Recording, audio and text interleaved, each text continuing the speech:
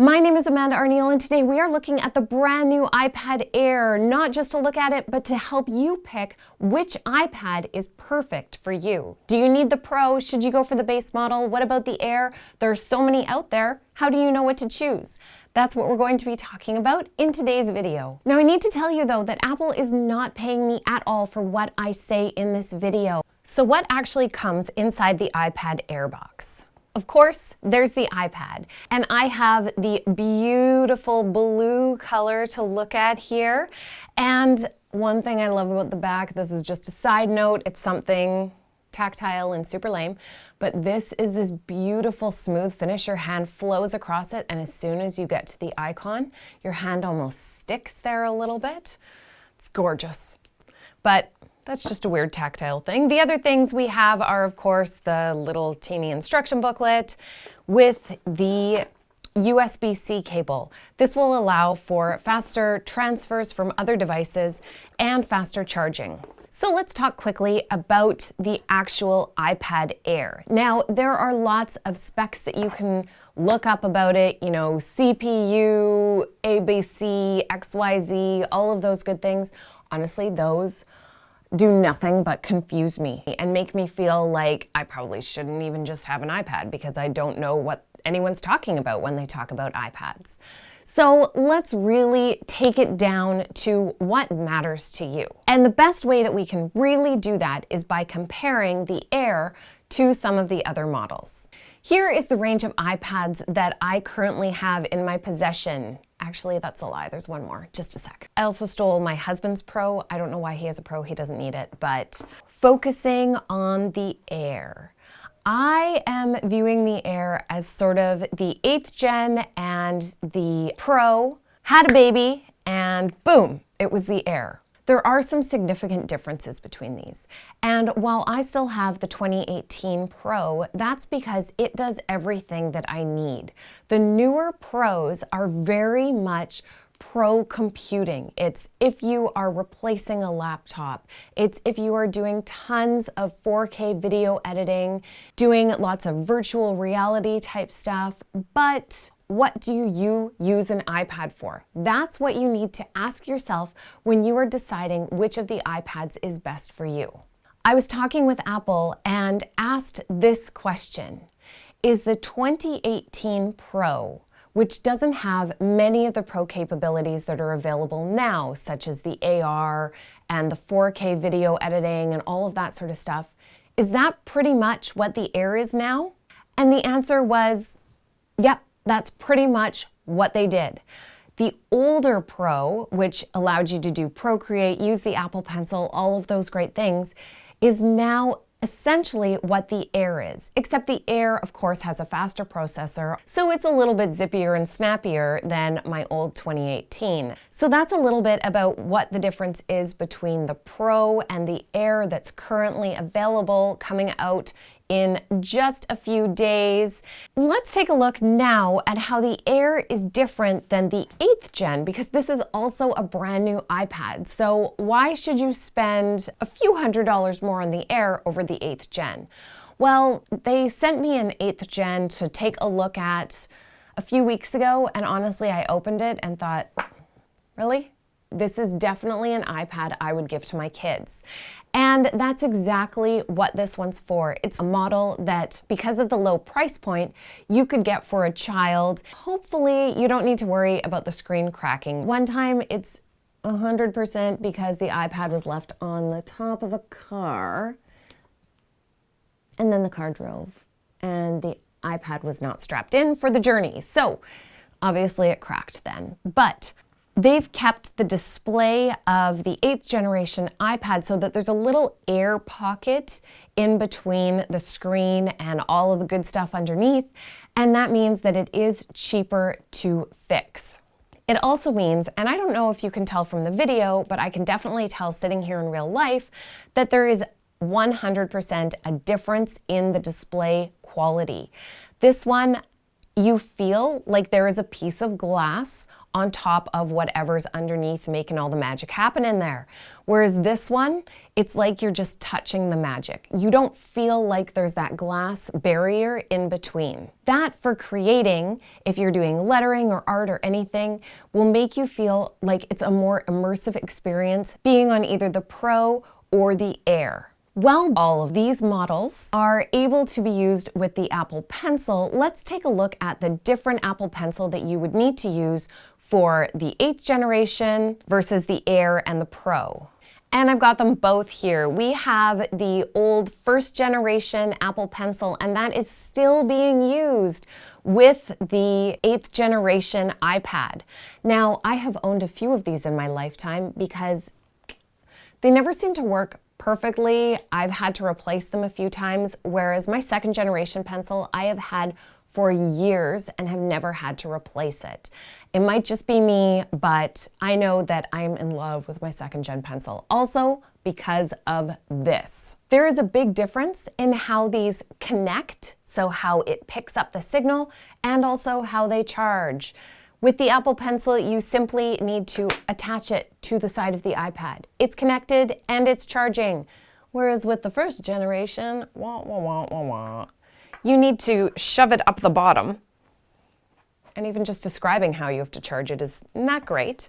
And then it doesn't sit perfectly flat on your desktop, and you have this thing that could potentially skewer your intestines. But that is both how you have to connect it and charge it. You can get a little adapter so that you can plug your Apple Pencil into a cord into the wall, but it's not quite as easy as just having to snap your pencil to the side.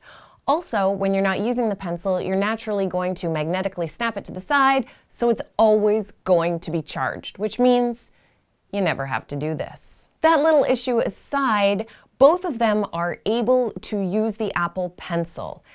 They're different Apple Pencils, but it still has that same functionality. So now you can write on both of them, and I'm sure you've heard about the new scribble features where you can use your pencil to write in any text box, any note field, any search bar. It's made it much more of a seamless interaction between the user and the iPad. Now, one thing you might notice if you are doing art on your iPad or lettering is the lag. There will be more lag with the 8th generation than there will be with the Air because, like I said, the Air is designed to be more of what the Pro was a few years ago. It has faster processing, which means that there is lower latency, which is a fancy word for just saying that things will happen quickly, which is great. It also means that when you do a stroke on the screen, where your pencil is where your mark will be. There won't be a big delay between the two, whereas there will be a slight delay that you will see with the 8th generation. Now, one thing that they did bring in for the Air, even though you can't see it, is that it does have Touch ID to unlock the screen. Just up at the top here, it recognizes your fingerprint, so you don't have to look into it all the time. I know I'm constantly looking at my iPad and it says, "I don't know you, stranger." I always have my iPad down on the desk, so unless I'm hanging over it, it has no idea who I am. It's really nice that now you can simply tap your finger on it. It's similar to the way that 8th gen, you can place your finger on the home screen button at the bottom, but in order to free up that extra space for you to use to create, they have moved it up to the top. So let's look at that creation space. This screen is a 10.9-inch screen diagonally. This one is 10.2, and the big difference is not in the actual size of the iPads, but when you look at it, the 8th gen has that space on the top and the bottom that are being taken up by that outer border and by the home screen button, whereas the Air has gotten rid of that space and instead is using it as creation space for you. Now, let's talk about cameras, because the Air has the most up-to-date camera, the 12 megapixel camera on the back, and it has 7 megapixels front facing. So that means that you can get great cameras either with the back or the front. So if you're one of those people that likes to go to a wedding and take pictures with your iPad, now you're actually going to have great pictures. Whereas with the 8th gen, you are still working with the 8 megapixel camera and the 1.2 megapixel on the front, which is not going to be great if you are trying to use your iPad for any sorts of selfies. We've talked about the display. Let's talk about the speakers next, because this is a huge change. And if you like to use your iPad for watching movies or listening to music or anything like that, they have now given you a stereo type experience with the Air. So let's take a look at the 8th gen, and just below the home button we have 2 sets of speakers there. So all of your sound is going to be coming out of the one side. Whereas now with the Air, you have speakers on both the top and the bottom side. So when you're in landscape mode, which is usually how you would watch a movie, you are going to have that surround sound sort of experience where it's stereo coming at you from both sides. Now, while that might not seem like the biggest thing in the world, it does mean that you are going to enjoy watching movies on your iPad more. And that means that when you try to convince your husband that when he should watch some sort of, girly Apple TV show on your iPad with you, he's not going to say, well, it doesn't even sound good. No more excuse. Let's talk about the other accessories that can go along with your iPad, or that you're going to need to have go along with your iPad. Now, first of all, the 8th generation is the only iPad that still has the traditional headphone jack, which is probably really smart if this is being used with kids. That way they can still have those safe headphones, the ones that don't go too loud, and you don't have to worry about them losing one of their AirPods. The Air and the Pro, on the other hand, do not have that traditional jack, so you are going to have to use some sort of Bluetooth headphone, and it's a great reason to get your own set of AirPods if you don't already have them, because you're going to need them. The next thing to talk about is the case. The iPad Air now has the ability to pair up with the Magic Keyboard, which means that super easy to get in there. You have your 3 dots right here, you have your camera right here, and you have those matching spots on the back of the case. It just clicks there like magic or magnet. And then you have your full keyboard and trackpad. You can also angle the iPad screen so that it works for wherever you happen to be sitting. This Magic Keyboard feels more like a traditional Mac keyboard with clicks, and that trackpad makes it really easy to navigate, making this more of a computer than just an iPad that, sometimes you attach a keyboard to. Now, that being said, the iPad Air is absolutely able to be used without this keyboard. Let's talk about one really important feature, and that is price. What is the price difference between all of these? Now, the iPad Pro is anywhere from $799 to $1,449 in the US. Depending on where you are, it could be more. It's definitely not going to be less. It's going to be more. So that is your base price for that. Whereas with the iPad Air, your price is anywhere from $599 to $879, depending on storage and whether or not you choose to have cellular.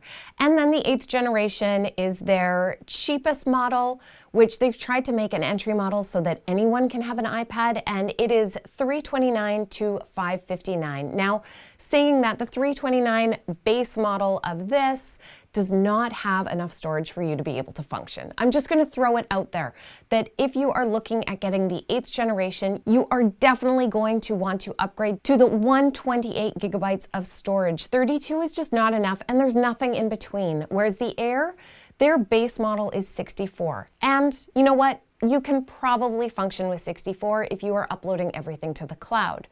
Their other option jumps up to 256 gigabytes.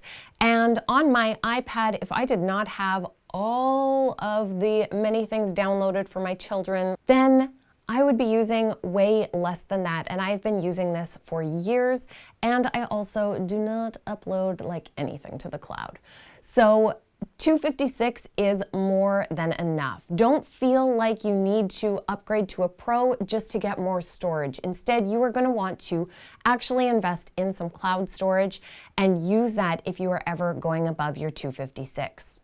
With the iPad Pro, the 2020, you have quite a few options of memory. But again, I'm going to say that unless you are doing heavy-duty computing, you don't need the Pro anymore.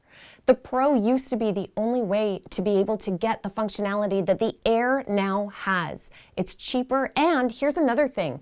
I looked at the AppleCare on both of them.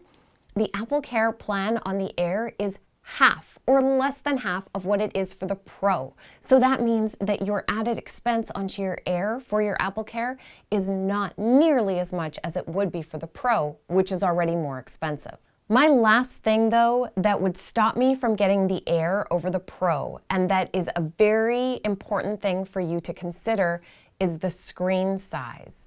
First, I was using the old Pro for my designs, and it's slightly smaller than what the Air is now. So I thought, okay, I can't recommend this Air unless I actually try using it for Procreate.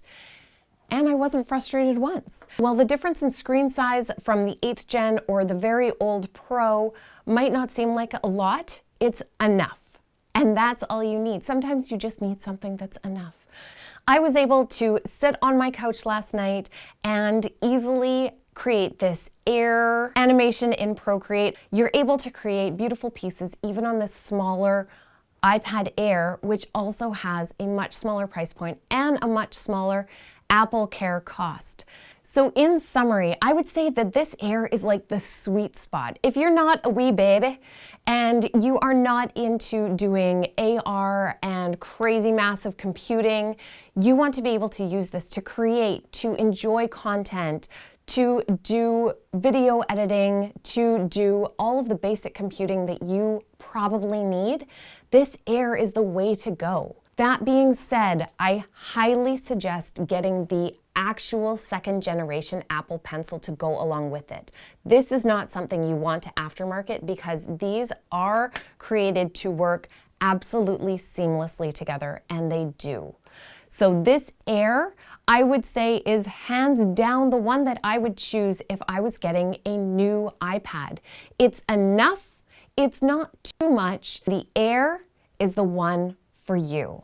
Now, before you go, I ask you one more thing. Please click on that like button. It's a little thing that you can do that makes a huge difference here and allows me to bring many, many more tutorials to you. While I have this Apple Air, keep an eye out for some tutorials that I will be putting out here in order to make sure that you are getting the most out of your iPad, whichever one you choose.